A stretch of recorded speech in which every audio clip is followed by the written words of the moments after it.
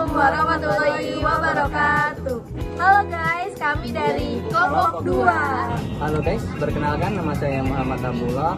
Saya sebagai pelamar pertama. Halo guys, perkenalkan nama saya Selvia sebagai HRD.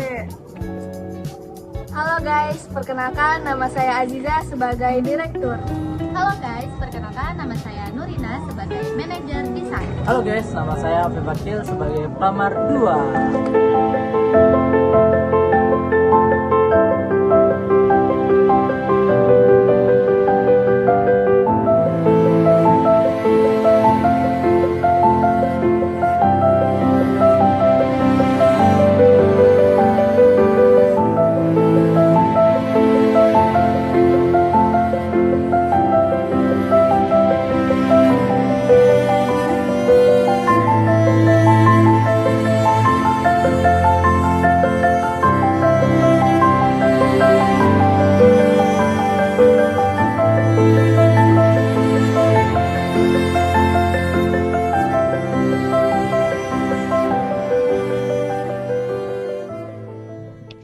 Atas nama Muhammad Abdullah.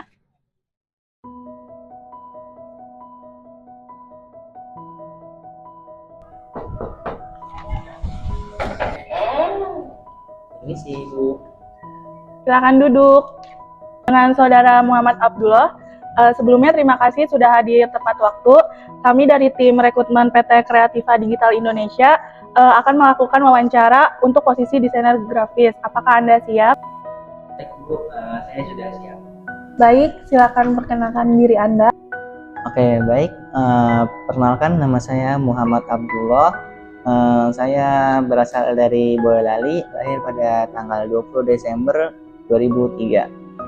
Sebelumnya saya adalah lulusan S1 di Universitas Unisma Bekasi dengan jurusan yaitu Ilmu Komunikasi dengan IPK 4,0. Oke, untuk saat ini saya sedang aktif mengembangkan kemampuan di bidang desain grafis secara otodidak dan melalui kursus online. Terus yang kedua, saya juga sudah berpengalaman membuat berbagai desain seperti konten media, sosial, poster, logo, dan juga video promosi untuk kegiatan organisasi maupun proyek pribadi. Dan selanjutnya saya juga terbiasa menggunakan aplikasi seperti Canva, terus CorelDRAW, dan CapCut, dan serta memiliki dasar-dasar dalam geografi dan administrasi desain. Oke, menarik. Dalam pekerjaan ini kan kita sering berhadapan dengan klien yang moodnya tuh berubah-ubah, meminta revisi berulang. Nah, dalam kasus ini tuh kamu bagaimana sih cara menyikapi hal tersebut? Saya menyikapi hal itu dengan pendekatan komunikasi dan fleksibilitas yang seimbang. Nah, biasanya sebelum mulai desain saya akan mengajukan brief singkat kepada klien untuk memastikan warna, tema, target, audiens, dan pesan yang akan disampaikan dari hal tersebut. Terus yang kedua, kalau misalkan ternyata di tengah jalan klien mengubah arah desain, saya tidak langsung panik atau tersinggung. Nah, tapi berusaha memahami alasannya kenapa. Terus saya akan diskusikan ulang konsep perubahan tersebut, apakah masih memungkinkan dilakukan dalam waktu dan kapasitas yang ada sesuai dengan prosedur yang sudah ditetapkan di awal. Saya juga terbiasa membuat beberapa alternatif desain seperti opsi A, opsi B, dan opsi C. Jadi misalkan klien bisa memilih dengan jelas. Dengan begitu revisi bisa diminimalisir dan hasil akhirnya tetap sesuai harapan tanpa mengorbankan efisien waktu dari saya. Nah, terus bagi saya tantangan revisi ini justru menjadi kesempatan untuk melatih kesabaran saya dan komunikasi saya sebagai orang yang mungkin bisa lebih profesional dengan klien. Oke baik, coba ceritakan salah satu proyek desain terbaik yang pernah Anda kerjakan. Nah, salah satu proyek terbaik yang pernah saya kerjakan adalah pembuatan desain branding dan poster untuk acara kampus bertema lingkungan hidup. Saya menjadi bagian dari tim desain yang bertugas membuat logo, membuat acara, desain banner, backdrop, serta konten promosi media sosial. Nah, tantangan terbesarnya adalah yaitu koordinasi dengan panitia yang memiliki banyak ide yang berbeda-beda dan waktu pengerjaannya yang sangat terbatas. Nah, ada juga revisi mendadak karena sponsor meminta tambahan logo di bagian desain utamanya.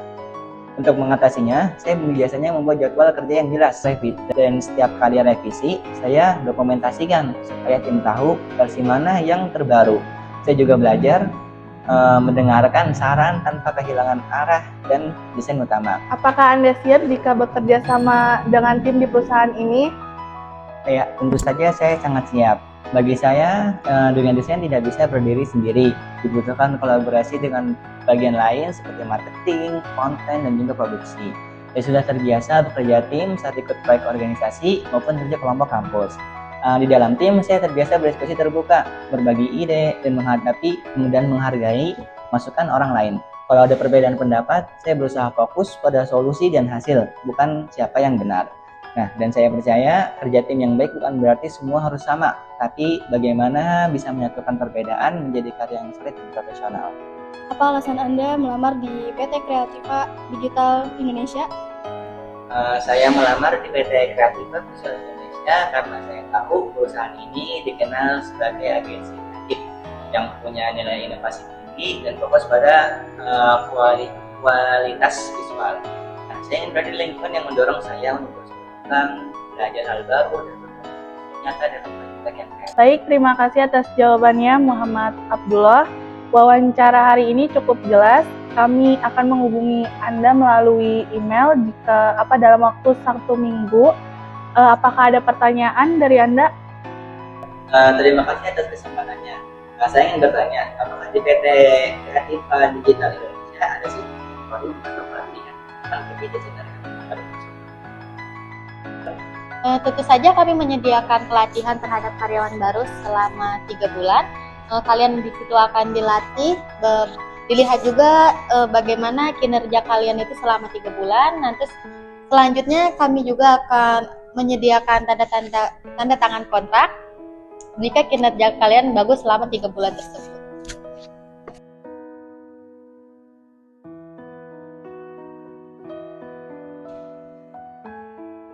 Atas nama Afif Akil,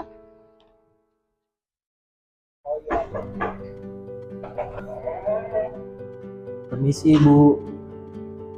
Silakan duduk. Dengan Saudara Afif Akil, sebelumnya terima kasih sudah hadir tepat waktu.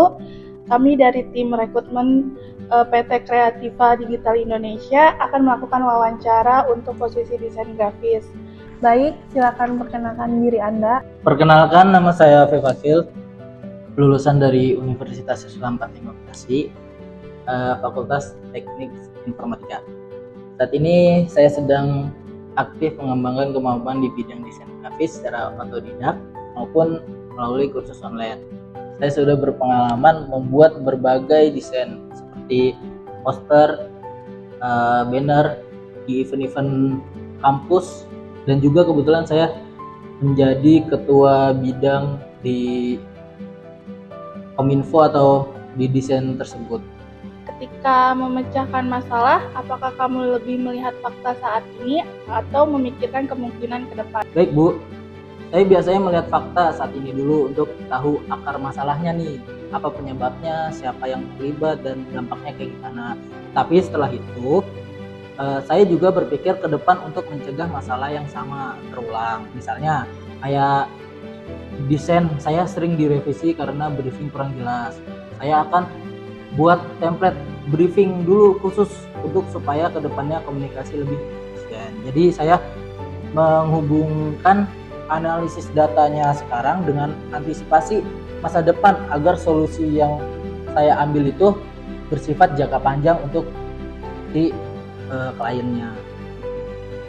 Coba ceritakan pengalaman ketika kamu harus bekerja dalam lingkungan yang ramai. Pengalaman ketika saya harus bekerja dalam lingkungan yang ramai, itu saya harus menyelesaikan desain poster event di tengah suasana kampus yang ramai. Karena kan panitia sedang persiapan acara. Kondisi itu bikin fokus saya terganggu, tapi saya mencoba menyesuaikan diri dengan suasananya. Biasanya saya itu pakai handset untuk membantu fokus saya dalam mengerjakan desain tersebut. dalam dunia desain, deadline adalah hal yang paling penting. Bagaimana sih cara Anda mengatur waktu agar tetap produktif dan hasil desain Anda tidak menurun kualitasnya. Oke, dalam hal ini saya biasanya mulai dengan membuat daftar tugas berdasarkan tingkat urgensi dan dampaknya, Ibu. Tugas yang paling penting atau berdasarkan besar, saya menyelesaikan lebih dahulu. Sementara tugas lain saya jadwalkan sesuai waktu luang saya. Kayak gitu. Kalau misalkan deadline menumpuk, saya terbuka berkomunikasi dengan tim untuk berbagi tugas atau meminta review waktu secara profesional. Baik, terima kasih atas jawabannya. Wawancara hari ini cukup jelas. Kami akan menghubungi Anda melalui email dalam waktu 1 minggu ke depan untuk hasil seleksi. Apakah ada pertanyaan dari Anda?